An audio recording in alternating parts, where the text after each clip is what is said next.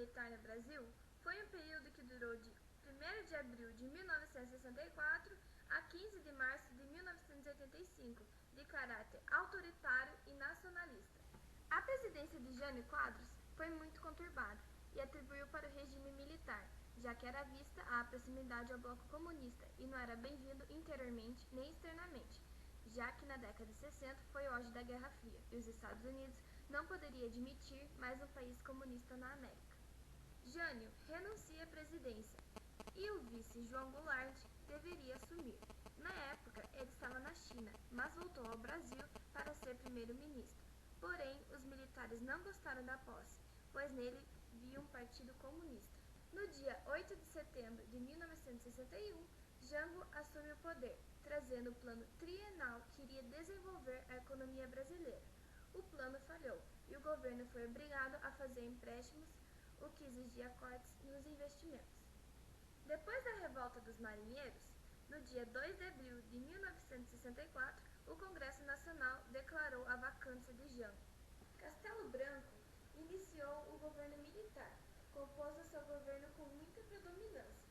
Dizia que a intervenção tinha caráter corretivo e era temporária, mas as Forças Armadas, liderada pelo general Costa e Silva, não tinha interesse no papel moderador, mas sim estabelecer a linha dura de repreensão às atividades políticas de esquerda, consideradas pelos militares como terrorismo.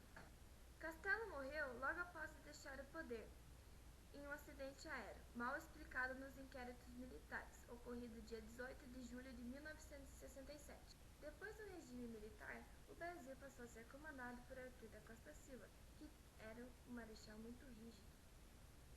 No dia 15 de março de 1967, Costa e Silva é eleito presidente da República. As taxas de inflação caíram nos primeiros anos de governo, reaquecendo a economia e aumentando a presença de investimento estrangeiro no país. A violência da ditadura militar começa a fazer suas vítimas, sobretudo contra o lado opositor do regime, como guerrilheiros, comunistas, estudantes e liberais. No dia 28 de agosto de 1969, o presidente Costa e Silva é acometido por trombose grave. Devido à doença, no dia 31 de agosto de 1969, uma junta militar substituiu o presidente da República. Emílio Garrates Médici nasceu dia 4 de dezembro de 1905 e morreu dia 9 de outubro de 1985. Foi um militar e político brasileiro. Foi presidente do Brasil entre 30 de outubro de 1969 e 15 de março de 1974, durante o regime militar do país. Obteve a patente de general do Exército. Seu período na presidência ficou conhecido historicamente como Anos de Chumbo. Teve como destaque nesse período as guerrilhas urbanas e rurais, que foram derrotadas, permitindo que seu sucessor, Ernesto Geisel, iniciasse uma abertura política. As denúncias de tortura, morte e desaparecimentos de presos políticos, que ocorreram na década de 70, provocaram embaraço para o governo brasileiro no cenário econômico. Geisel assumiu o governo de 1974 a 1979, onde havia um grande endividamento externo. Ele buscava fazer as pazes entre a inflação e o crescimento do PIB, o que gerou investimento maciço nas empresas estatais. Porém, o plano fracassou devido à chamada crise do petróleo, que atingiu até mesmo os Estados Unidos.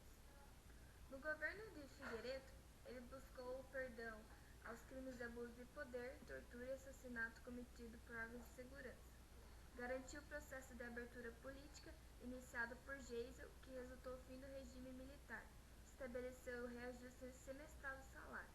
No seu governo foi criado o Programa Grande Carajás, criação do estado de Rondônia e amplo programa de reforma agrária no norte do Brasil. Chamam-se de desaparecidos políticos do Brasil os militantes de organizações de oposição à ditadura militar, cujo paradeiro é desconhecido ou cuja morte é presumida, embora não comprovada. A responsabilidade por esses desaparecimentos forçados durante a ditadura tem sido atribuída a organizações do Estado brasileiro ou a terceiros com autorização, apoio ou consentimento dos governantes da época. Em contrapartida, os militantes também homenagearam as 126 vítimas da guerrilha, empreendida por organizações de esquerda, instalando placas com nomes desses mortos no Salão Nobre do Clube Militar do Rio de Janeiro, em 1º de abril de 2009. 1967 e 1970, a estudante Dilma Rousseff combateu a ditadura militar.